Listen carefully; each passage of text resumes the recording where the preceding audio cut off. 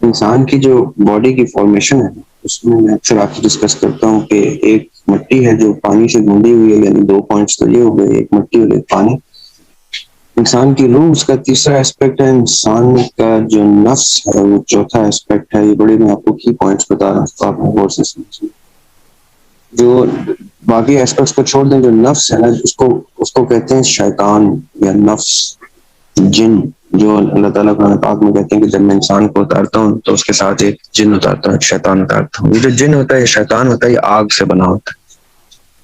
The reason why شراب is حرام، alcohol is حرام، اس کیونکہ شراب اس فائر کو، اس فائری مخلوق کو ہوا دیتی ہے، یعنی اس کو اگنائٹ کرتا ہے، اور اسی لیے آپ اس نشے کے اشتعال میں آپ کو صبح یاد بھی نہیں ہوتا کہ آپ نے رات میں کیا کر دیا ہے، آپ اس نشے کی حالت میں کیا کر چکے ہیں، کیونکہ آپ کو وہ سیاہ سفید، بڑے چھوٹے، اچھے برے کی تمیز کھو دیتا ہے انسان، اس کا کنٹرول لوز ہو جاتا ہے۔ ایگزیکٹلی اسی طرح غصہ جو ہے وہ اس لیے حرام ہے کیونکہ غصے میں بھی آپ وہ تمیز کا دائرہ چھوڑ دیتے ہیں، وہ معاملات چھوڑ دیتے ہیں جو آپ اچھے وقت میں، اچھے موڈ میں، بہتر ایٹماسفیئر میں شاید آپ کے فیصلے مختلف ہوتے۔ بیچ میں ایک دو پوائنٹس ایسے آئے، وہ ہم کوسچن آنسر سیشن میں ڈسکس کریں گے۔ حضرت عمر رضی اللہ عنہ کے حوالے سے ایک مسکنسیپشن دنیا میں پھیلائی جاتی ہے کہ خدا نہ خواستہ نعوذ باللہ کہ ان کو کوئی غصہ بہت زیادہ آتا تھا۔ مسئلہ یہ تھا، مسئلہ یہ ہے مس انٹرپریٹیشن کا، کہ کچھ لوگ ہوتے ہیں طبیعت کے سخت، یعنی ان کا جو میزان ہوتا ہے، ان کا جو معیار ہوتا ہے، اسٹینڈرڈ ہوتا ہے، وہ بہت ہائی ہوتا ہے، اس کے اوپر پورا اترنا مشکل ہوتا ہے اس کے سامنے والے انسان کا۔ حضرت عمر رضی اللہ عنہ کے معیار بہت سخت تھے۔ حضرت عمر رضی اللہ عنہ گنجائش بہت کم رکھتے تھے کسی غلطی کی۔ جب ان کے سامنے ایک شخص نے آ کے ایک دفعہ کہا کہ آقا علیہ السلام نے میرے ایک تنازع کا فیصلہ سنایا، وہ فیصلہ اس پہ نظر ثانی کیجیے، تو حضرت عمر رضی اللہ عنہ نے ہاتھ میں ان کے پتھر آیا، انہوں نے اس پتھر سے اس شخص کو مار مار کے قتل کر دیا کہ توہین رسالت کر دی تھی اس شخص نے، صرف یہ کہنے پہ کہ آقا علیہ السلام کے فیصلے پہ نظر ثانی کی جائے۔ لیکن اس کا سیکنڈ پارٹ نہیں بتایا جاتا کہ جب آقا علیہ السلام کو پتہ چلا، آقا علیہ السلام اس جگہ پہنچے کیونکہ وہ دوسرے شہر میں تھے، انہوں نے آ کے کہا حضرت عمر رضی اللہ عنہ سے کہ تم نے یہ کیا کیا، ہو سکتا ہے میں اس کو معاف کر دیتا۔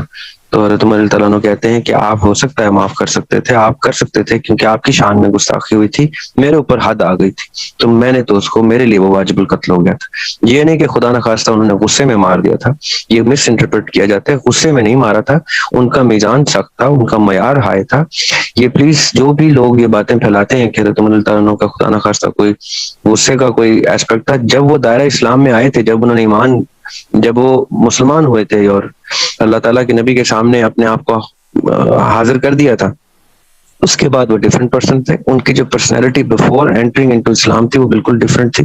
جیسے ہی وہ تلوار لے کے نکلے تھے اور جب لوگوں نے کہا کہ تم یہاں اتنی بات کرتے ہو اسلام کے خلاف اور آقا علیہ السلام کے خلاف، تو گھر میں جاؤ، تمہاری تو بہن نے اور بہنوئی نے اسلام قبول کر لیا، تو وہ تلوار لے کے گئے تھے، اور اس وقت کیا ہوا تھا، بہنوئی کو انہوں نے زخمی بھی کر دیا تھا۔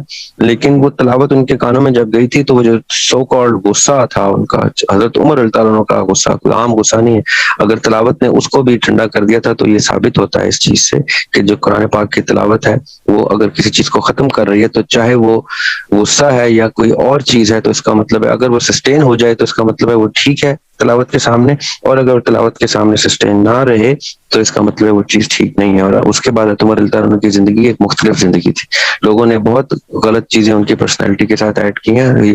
وہ بڑے فائن آدمی تھے، بڑے، ان کا کیریکٹر بہت اسٹرانگ تھا۔ ان کے سامنے ایک دفعہ حضرت عمر رضی اللہ عنہ ایک دفعہ آقا علیہ السلام سے ملنے ان کے گھر جاتے ہیں، تو گھر میں آقا علیہ السلام ایک خاتون سے گانا سن رہے ہوتے ہیں، ایک محفل ہوتی ہے، سوری گھر نہیں ہوتا، ایک جگہ ہوتی ہے، وہاں پہ وہ گانا سن رہے ہوتے ہیں، تو وہ آ کے وہ خاتون کو دیکھتے ہیں، خاتون گا رہی ہوتی ہے، تو آقا علیہ السلام دیکھتے ہیں کہ تمہارے عنہ ناراض ہو رہے ہیں کیونکہ وہ سخت تھے، وہ غصے والے نہیں تھے، سخت تھے۔ سخت میں اور غصے میں فرق ہوتا ہے، آگے ہم ڈسکس کریں گے، تھوڑا ٹائم ملے گا تو اس وقت تم آقا علیہ السلام نے اس خاتون کو کہا نہیں تم گاؤ کیونکہ کوئی مسئلہ نہیں ہے، وہ ان کی طبیعت ذرا سخت ہے۔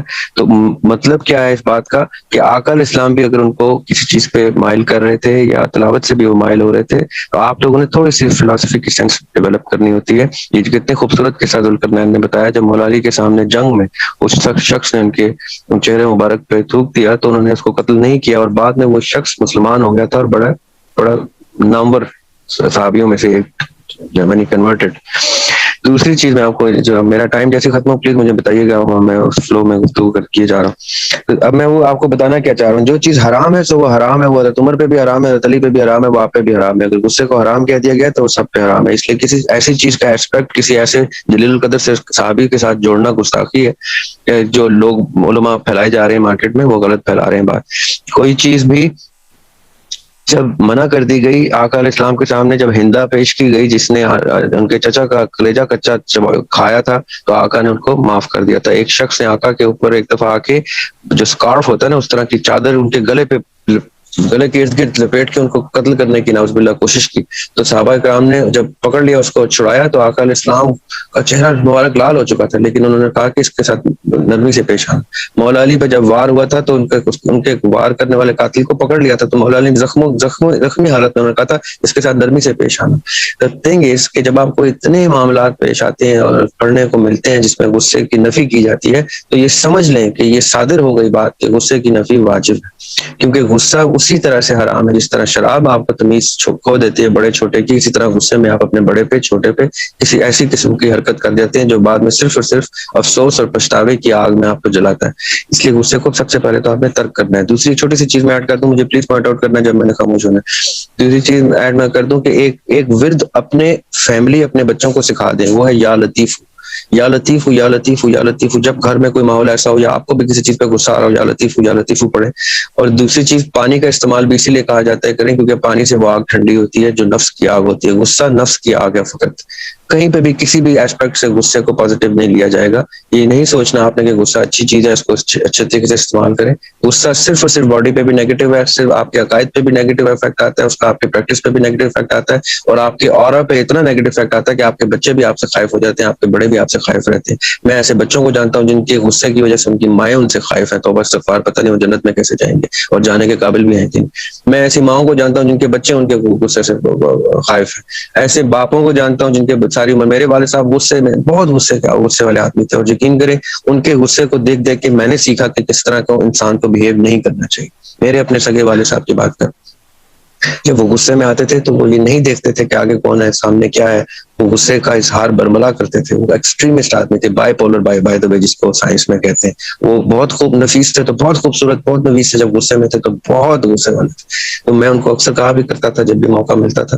اور آپ نے بھی یہ چیز سیکھنی ہے کہ چلیں آپ اپنے بڑوں کو اس طرح سے چینج نہیں کر سکتے، آپ اپنے اندر چینجز لائیں، اور اپنے اندر اس طرح سے چینجز لائیں کہ آپ کے ڈی این اے میں وہ چینجز آ جائیں. یہ جو تصوف ہے یہ کیوں اپنے آپ کو نلیفائی کرنے کی بات کرتا ہے؟ کیونکہ اصل میں ہماری ایگو ہرٹ ہوتی ہے جو ہمارے غصے کو سٹارٹ کرتی ہے. شیطان سب سے زیادہ ہمارے غصے کو استعمال کرتا ہے. میاں بیوی کے فساد، یہ ہر روز شام کو وہ محفل سے جاتا ہے اپنے سمندر کے اوپر اور اپنے چیلوں سے پوچھتا ہے تم نے آج کیا کیا کیا؟ تو سب سے زیادہ خوش ہو کس چیز پہ ہوتا ہے؟ جب وہ کہتا ہے ہم نے میاں بیوی میں فساد جنریٹ کیا، میاں بیوی میں علیحدگی کرائی، طلاق کرائی، جھگڑا کرایا. یہ وہ غصے کے بینیفٹس ہیں جو شیطان گین کرتا ہے. اس لیے غصے کو ہمیشہ جہنم کی آگ سمجھنا ہے آپ نے، اور جہنم کی آگ سے ہمیشہ دور رہنا ہے. اس کو کسی بھی بڑی پرسنالٹی کے ساتھ اٹیچ نہیں کرنا. مولا علی کو بھی غصہ آیا تو انہوں نے ترک کیا. جب خیبر کا معاملہ ہو رہا تھا تو مرہب گالیاں نکال رہا تھا، باقاعدہ مرہب غیرت کو للکار رہا تھا، آوازیں لگا رہا تھا. تو مولا علی ایک دفعہ اٹھے تو آقا علیہ السلام نے بٹھا دیا. مولا علی پھر اٹھے دوسری دفعہ، جب اس نے پھر آل فول بولا مرہب نے، آوازیں لگا رہا تھا کہ کہاں ہیں تمہارے مسلمان، کون ہو تم، دیکھتا ہوں میں کون ہے، کسی میں ہے غیرت تو آئے مجھ سے لڑے. مولا علی بار بار اٹھ رہے تھے، پہلی دفعہ بھی روکا، دوسری دفعہ بھی روکا، تیسری دفعہ بھی روکا. پھر انہوں نے تیسری دفعہ جب دوبارہ اٹھے تو پھر مولا علی کو آقا علیہ السلام نے کہا کہ میں تمہیں بتاؤں گا تم نے کب جانا ہے اس سے لڑنے کے لیے. اور پھر اگلے دن رات گزری اور پھر وہ علم ان کے ہاتھ میں دیا تھا. میں اب یہ کیوں آپ کو بتا رہا ہوں؟ کیونکہ first degree murder, second degree murder, third degree murder, یہ چیزیں آپ نے تھوڑی سی گوگل کرنی ہے آج کہ فرسٹ ڈگری مرڈر کی سزا کیا ہوتی ہے، سیکنڈ ڈگری کی کیا ہوتی ہے، تھرڈ ڈگری کی کیا ہوتی ہے اور کیوں ہوتی ہے. کیونکہ غصے کا امیڈیٹ ریئیکشن کیا ہوتا ہے. دو تین چیزیں بہت خوبصورت ڈسکس ہوئی ہیں بیچ میں. سنیا نے ایک درود شریف کی بات کی، وہ بھی اسی چیز کو ایسپیکٹ کو ہائی لائٹ کرتی ہے. ربی نے گفتگو کی ہے بڑی خوبصورت. پھر سب سے مزے کی جو گفتگو کی ہے وہ عائشہ نے گفتگو کی تھی، جب جنہوں نے کہا تھا کہ غصہ آپ کا ظرف دکھاتا ہے. تو اس کا مطلب یہ ہے کہ غصہ وہ بیریئر ہے، وہ فلٹر ہے جو کراس ہو کے آپ اپنے ظرف سے گری ہوئی حرکت کر جاتے ہیں.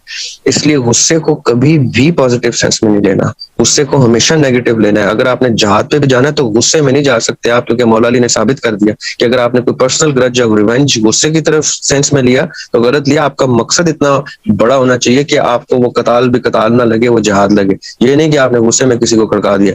غصے میں آپ ماریں گے تو وہ مرڈر ہے، وہ فرسٹ ڈگری ہو یا تھرڈ ڈگری ہو، وہ مرڈر ہے، وہ جہاد نہیں ہے. اور مجھے آپ روک نہیں رہے، حالانکہ آپ کو چاہیے کہ مجھے روک لیں. 3 منٹس ایچ سب کو دیا گیا تھا، لیکن اب کوشچن اینڈ آنسر سیشن میں آتے ہیں تاکہ ہم اس کے اندر ساری ڈسکشن کر لیں کہ کس طرح سے.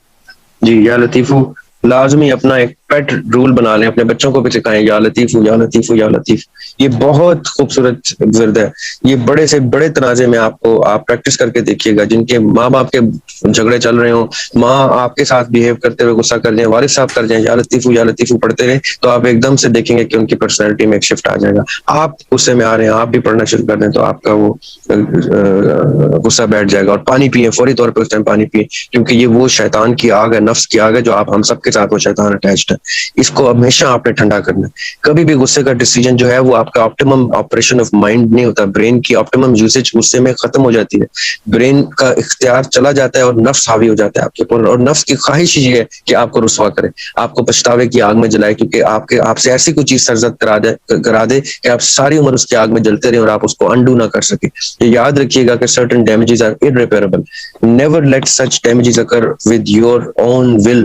یہ آپ کی ول نفس کے ہاتھ میں جاتی ہے تو یہ معاملات خراب ہوتے ہیں. آپ اگلے دن جو بھی فیصلہ کر کے کریں تو آپ یقین کریں اس فیصلے میں زمین آسمان کا فرق ہوگا. میں عموماً لوگوں کو کہا کرتا ہوں کہ when ever you angry just step back. اسی وقت بے شک پاگل نظر آئے آپ اس مجمع کو، 5 قدم پیچھے لے لیا کریں، 5 قدم پیچھے، 2 قدم پیچھے لیا کریں. لوگ کہیں کیا کر رہے ہیں، آپ کو جیسے وہ اس تسلسل کو آپ توڑیں گے، ایک دم سے آپ کو احساس ہوگا کہ آپ کیا کرنے والے تھے. آپ اپنے آپ کو اس وقت آپ نے پیشنٹ تصور کرنا ہے. You become a patient when you are patient of bipolar, you are a patient of some sort of disorder which will only create another greater disorder and distraction. اس کو disaster management کہتے ہیں، جو anger management ہے. تو جب disaster management ہے تو اگر یہ ڈیزاسٹر مینجمنٹ ہے، اس کو اچھا کہنا ہی غلط ہے. یہ ڈیزاسٹر ہے، it will only create disasters, اور it has always created disasters. غصے نے کبھی کچھ اچھی چیز پیدا نہیں کی، اور ایسی چیز جو کبھی بھی کوئی اچھی چیز پیدا نہ کرے وہ خیر کی چیزیں نہیں ہوتی، وہ شر کی چیز ہوتی ہے. اس سے جتنا اجتناب کریں بہتر ہے.